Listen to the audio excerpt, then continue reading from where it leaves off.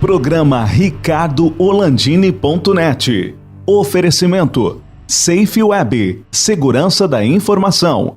Exatron, produtos inteligentes. Finger Móveis Planejados, o design europeu com a precisão alemã. E Restaurante Prince. Apoio D1 Telecom, a internet mais rápida do estado. E Publivar On.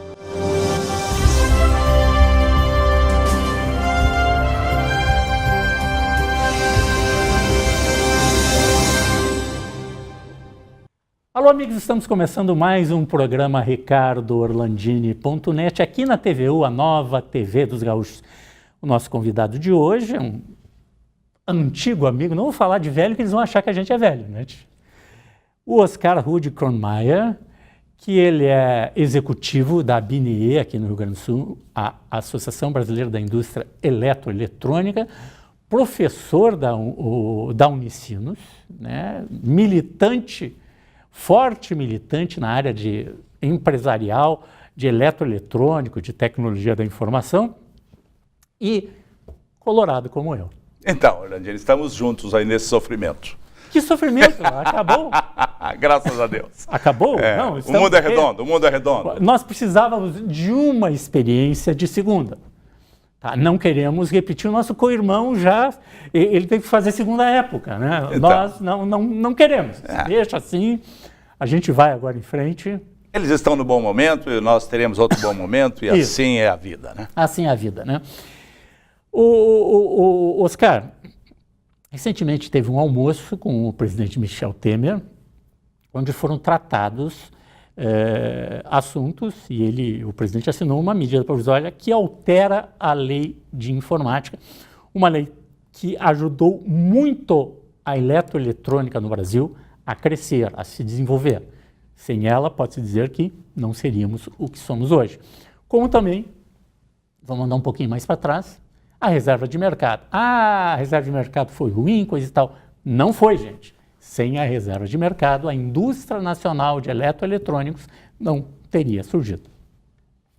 Bem, Orlandini, realmente essa presença do presidente Michel Temer na reunião almoço anual da ABINE, que a ABINE faz todos os finais de ano, com todo o setor executivo nacional, foi um momento muito importante para a nossa entidade, um reconhecimento pelo presidente da importância que o setor eletroeletrônico tem como alavancador da modernidade dos demais setores na economia.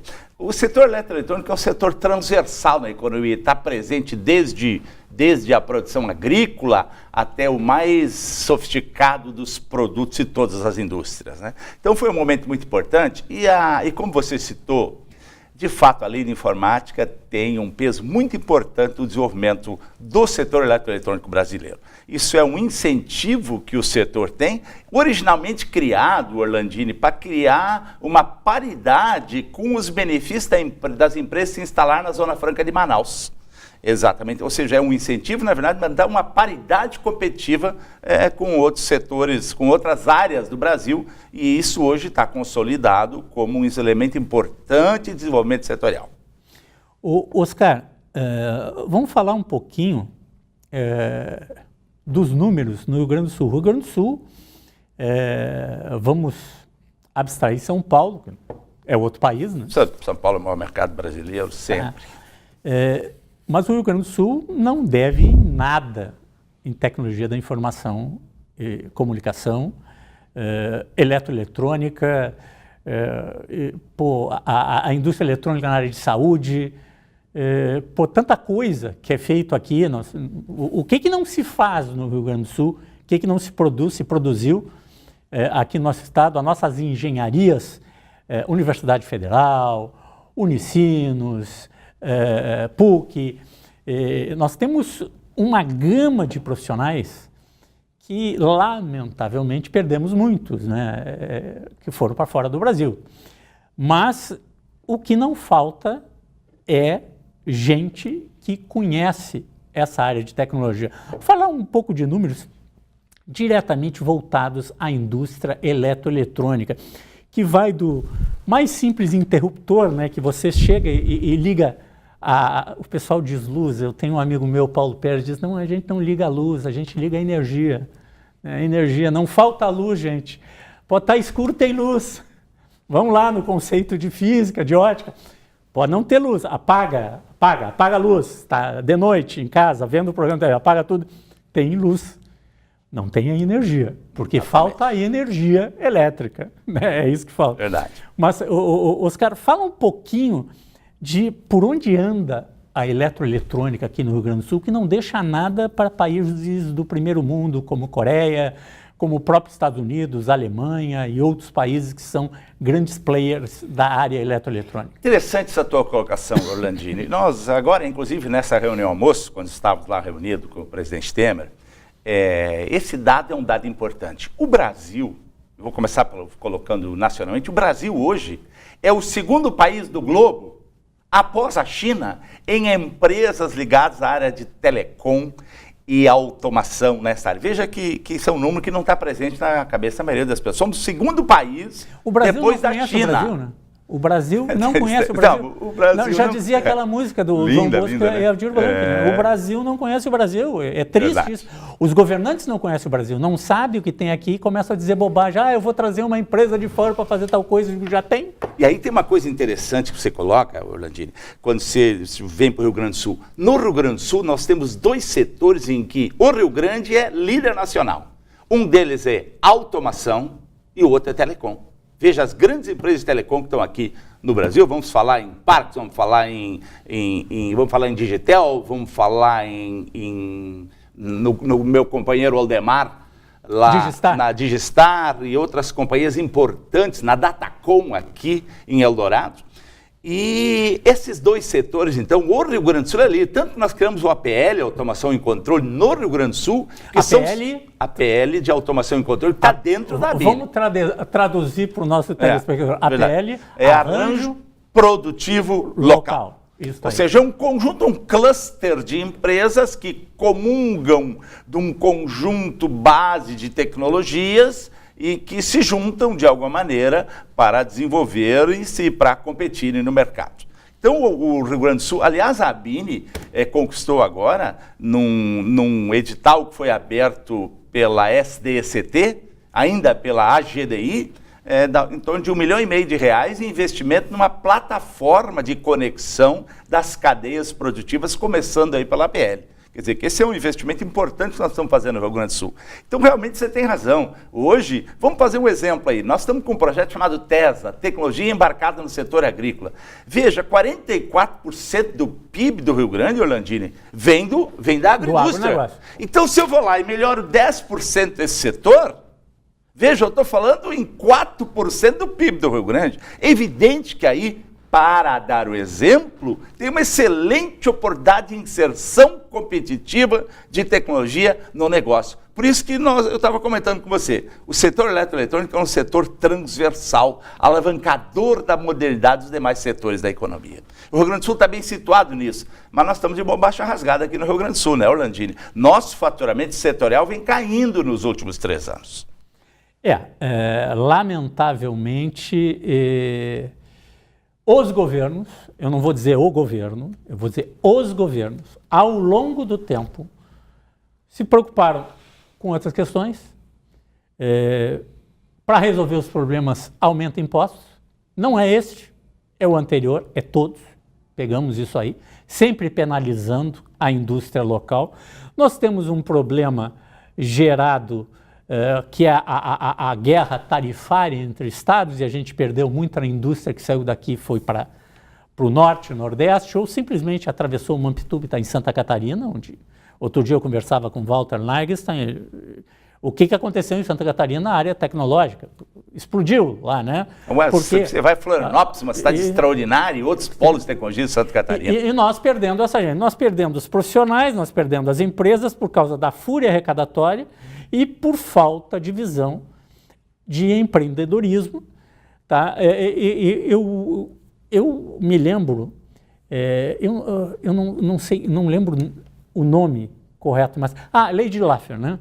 Lei de Laffer, tu chega a um ponto que tu aumenta o imposto que começa a cair a arrecadação. E se tu baixa o imposto, aumenta a arrecadação. Exatamente. Tá? O pessoal quer revogar a lei da oferta e procura como quer revogar a lei de Laffer, né? São leis econômicas que funcionam. E se tu faz errado, só pode dar errado. E a ética da administração pública, Orlandini, tem que ser essa ética que nós empregamos na iniciativa privada. Tem que fazer mais com menos. Não é isso que nós vemos, infelizmente. Nós falávamos sobre isso lá na reunião almoço. Quer dizer, o presidente tem feito, e isso nós comentamos lá na sexta-feira, tem feito algumas iniciativas importantes para restabelecer um pouco da confiança na economia, ao fazer algumas reformas, como reforma trabalhista, a perspectiva de alguma coisa nessa reforma que está sendo negociada aí. A gente tem algumas esperanças nisso. O setor, inclusive, após 3 anos de queda sucessiva, teve um aumento, o setor nacionalmente, teve um aumento de 5,2% de faturamento no ano de 2017, no ano que nós estamos encerrando. Quer dizer, a gente está enxergando de novo um pouco de otimismo no setor empresarial. Perspectiva dos empresários em voltarem a investir no ano que vem. Há no ar, Orlandini, uma expectativa de retomada dos investimentos. E o nosso setor está nesse mesmo jogo. E a medida provisória que o Michel Temer assinou, que o presidente Michel Temer assinou lá na sexta-feira, tem uma coisa muito importante sobre essa questão da lei de informática que tu comentava comigo. Nós tivemos uma situação em que o meu MCTI estava demorando na avaliação dos relatórios comprobatórios de investimento. Estão sendo agora avaliados relatórios de comprovação de investimento de 10 anos atrás. Ou seja, as empresas mudaram nesse período. Então o presidente Temer agora... Algumas até não existem mais. Né? Exatamente. Então agora foi mudado, as empresas receberam 48 meses para fazer esses investimentos e mudou também a metodologia a partir do ano presente. Ou seja, as empresas, em vez de apresentar esse relatório, a equipe do MCTI tem que fazer todo esse trabalho, uma equipe que evidentemente não é a maior do mundo, as empresas contratam uma auditoria independente que faz a análise da prestação de quando se envia para o Ministério com um parecer de uma entidade com reconhecimento para tal. Isso vai abreviar os prazos, isso aí vai permitir que agora as empresas nossas possam investir em startups e possam acelerar o investimento em inovação. Oscar, por último, os números da BINE no Rio Grande do Sul, da indústria eletroeletrônica, tá? Como é que estão esses números aí? Tu falou rapidamente um crescimento... Crescimento nacional realmente está acontecendo, mas nos últimos 3 anos, no Rio Grande do Sul, ainda não fechamos, no Rio Grande do Sul, em detalhe, 2017, deve ter esse reflexo de elevação de 5%, que se observou a nível nacional, mas nós vínhamos, Orlandini, eu vou te dar os números por alto, assim, 2014, Orlandini, nós faturamos 8,8 bilhões na indústria. Aqui no Rio Grande do Sul. No Rio Grande do Sul. Em 2015, faturamos 8,1 bilhões. Em 2016, Orlandini, nós faturamos 7,3 bilhões. Você está vendo? Quase 10% ao mês caindo. Ao ano. Desculpa, ao ano, evidente. Veja agora a perspectiva de retomada. Veja, Orlandini, é um caso interessante. Quando tu olha para a automação, para o uso da automação na eficiência industrial, a expectativa é que fosse até um setor que andasse no contrafluxo da economia. Quando as coisas estão difíceis, o investimento em automação tem que melhorar, mas o custo capital é proibitivo.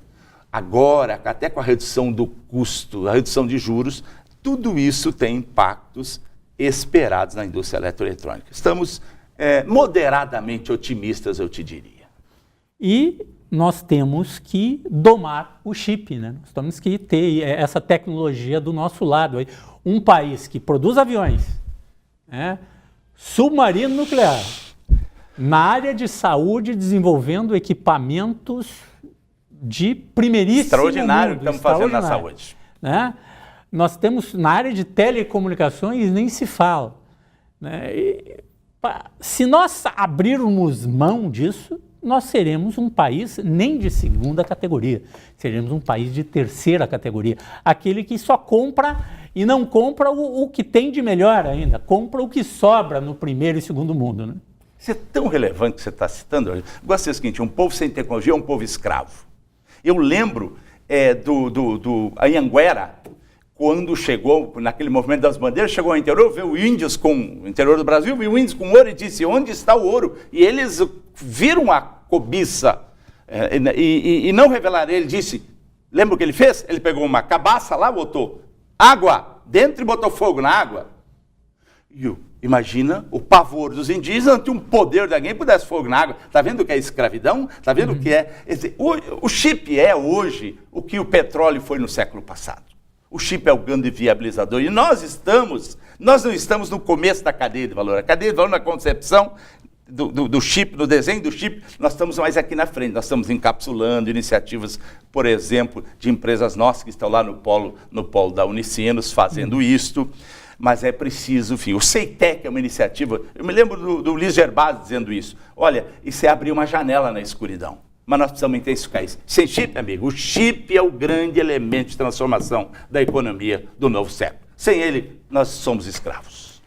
Falou conosco aqui Oscar Rudy Kronmaier, que é da Unicinos e é o executivo da ABINE-ERS, Associação Brasileira da Indústria Eletroeletrônica. Chopp gelado, sanduíche aberto, filé recheado, ranch-schnitzel e grelhado. Restaurante Prince, Dom Pedro II, 1469. Teleentrega 999613795. Oi, sou Jean Carlos Santos, diretor-presidente da Datacentrix. Somos uma empresa de cloud computing, especializado em servidor corporativo na nuvem. Nosso telefone é 51 3021 0300 e nosso site www.datacentrix.com.br. É um prazer atendê-lo, será um prazer atender os novos amigos e clientes.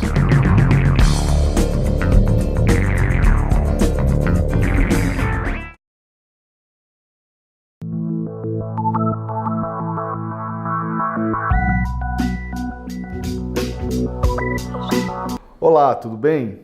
A dica de hoje é como os ricos pensam. Uns dias atrás estava conversando com um grande amigo, milionário, e ele falou o seguinte: Rodrigo, existe uma grande diferença de como os ricos pensam. E na dica de hoje eu quero que você preste bastante atenção. A ideia não é denegrir ninguém, não é levar para o lado pessoal, né, das pessoas mais simples ou pessoas mais humildes, mas é fazer com que você entenda que o teu mindset ele tem que ser mudado. Então vamos lá. Como o pobre age ou como o pobre pensa? Ele pensa da seguinte forma, ele pensa no hoje. Ele está preocupado com o que ele vai comer hoje, com o que ele vai almoçar, jantar. Ele está preocupado em mandar o filho para a escola, ele está preocupado em pegar o ônibus, o trem para ir para o trabalho. Ele está preocupado sempre no hoje, viver o hoje. Ele vive intensamente o hoje. E como a classe média pensa, como a classe média age? A classe média ela age normalmente pensando com foco de um ano. Então ele imagina, poxa, esse um ano eu preciso juntar um valor X, eu tenho que pagar o meu carro, terminar de pagar o carro até o final do ano, eu tenho que juntar um dinheiro para comprar minha casa no final do ano, eu tenho que fazer minha viagem de férias. A classe média ela pensa assim, ela pensa em média um ano. E como os ricos pensam? Os ricos pensam 5, 10 anos, às vezes até mais. Os ricos eles pensam a médio e longo prazo. Eles procuram se antecipar a alguns fatos, seja fatos na área profissional, seja fatos de autoconhecimento e seja fatos econômicos, para que eles possam estar antecipando algumas coisas de mercado. E aí eu te pergunto, como você tem agido e como você tem pensado no seu dia a dia? Você pensa apenas no hoje? Você pensa com foco de um ano? Ou você pensa com foco de 5, 10 anos? Você tem planos, metas de 5, 10 anos? Você tem noção ou gostaria de estar em um determinado local daqui a 10 anos, por exemplo? Praticando ou desenvolvendo uma determinada atividade daqui a 5, 10 anos? Fica essa pergunta aí para que você possa pensar e possa analisar como está seu mindset. Se você está com um mindset de pobre, de classe média ou com um mindset de um milionário.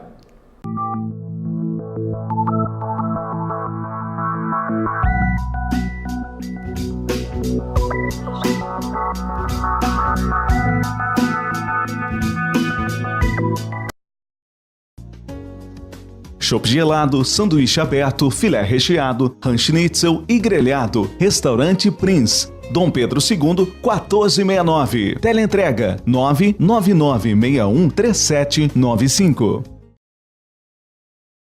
Alô, amigos, mais uma vez está conosco a doutora Eliane Gulco, que é cirurgia dentista. Estamos falando de saúde bucal, acho que é uma coisa muito importante para todos, para os jovens de todas as idades, né? A gente tem que cuidar disso, porque cuidar da saúde bucal é importante, porque pode dar algum probleminha que a gente não espera, que pode vir da boca, né? Da boca pode vir o mal também, se não cuidar bem.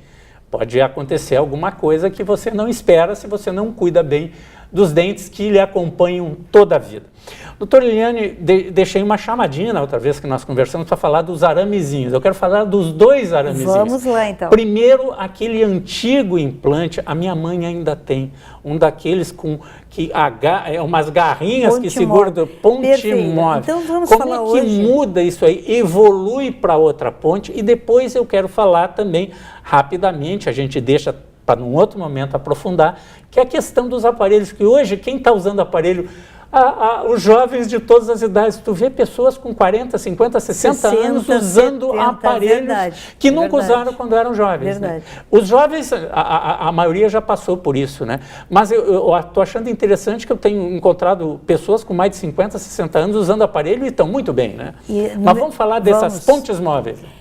No meu consultório, a gente usa muito a ortodontia, que são esses ferrinhos modernos, para arrumar espaços para os implantes, para as próteses. Então, esse teu dente está levemente para cá, a gente coloca ele em posição para dar espaço correto para colocar uma prótese. O que são próteses? As próteses podem ser móveis, ponte móvel, que é o que tu falou, aquelas com grampinhos que se retira e se coloca. Pode ser pontes fixas, são aquelas que se prepara os dentes para segurar um dente que está faltando. E pode ser a terceira opção, e é nessa que nós vamos com muito mais prazer, que é não preparar nenhum dente, não ter nenhum grampo aparecendo, e sim colocar um pino, um parafuso, como se fosse um parafuso na parede, é um parafuso que vai aqui dentro da parte óssea, de maneira gentil, de maneira suave, não é traumático. Tá? Porque a gente fala, para comparar, simplesmente para comparar um parafuso, opa, não.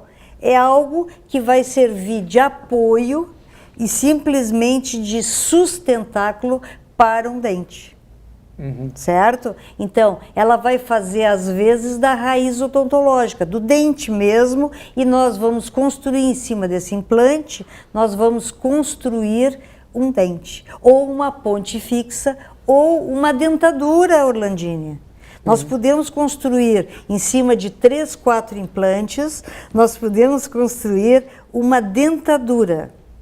Olha Como é só. que se constrói isso? A gente põe de 3 a 6 estruturas, implantes, que vão servir de sustentáculo para os dentes. Eles podem ser de maneira aparentemente individual, um a um, mas na verdade é uma peça só que nós vamos prender naquela estrutura de 4 elementos, por exemplo, de um implante, de 4 implantes. A pessoa que tem um acidente, alguma coisa, ele não está livre disso aí, né? Ou alguma doença, alguma coisa que pegou e teve que fazer uma coisa mais radical, hoje tu pode fazer e fica imperceptível. Inclusive, outra coisa que eu sei que acontece, tá?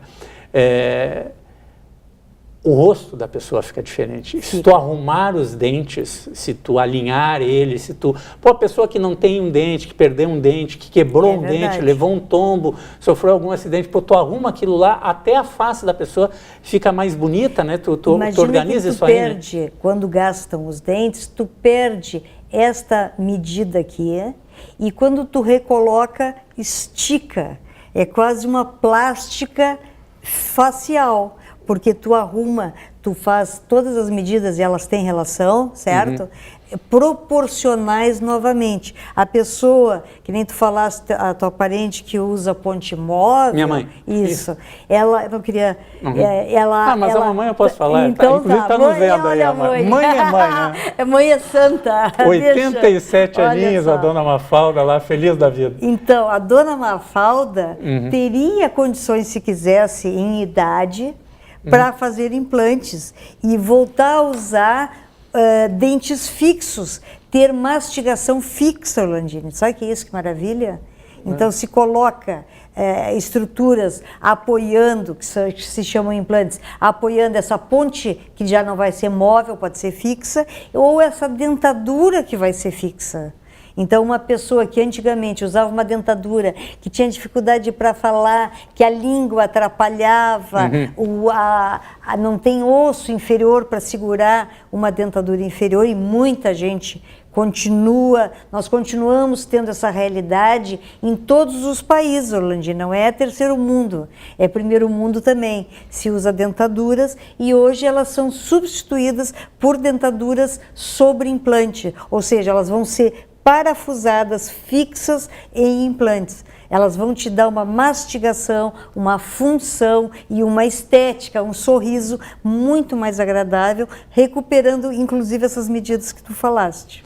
Muito bem, quem quiser conversar com a doutora Eliane Gulco, sua equipe, seus colegas que trabalham ali na Luciana de Abreu, 471, sala 704, aqui em Porto Alegre. 471, sala 704, na Luciana de Abreu, telefone 3388-1965, estão botando aí, o 3084-1965, e temos esse aqui, deve ser o WhatsApp também, 992492123. Internet, www.elianegulco.com.br.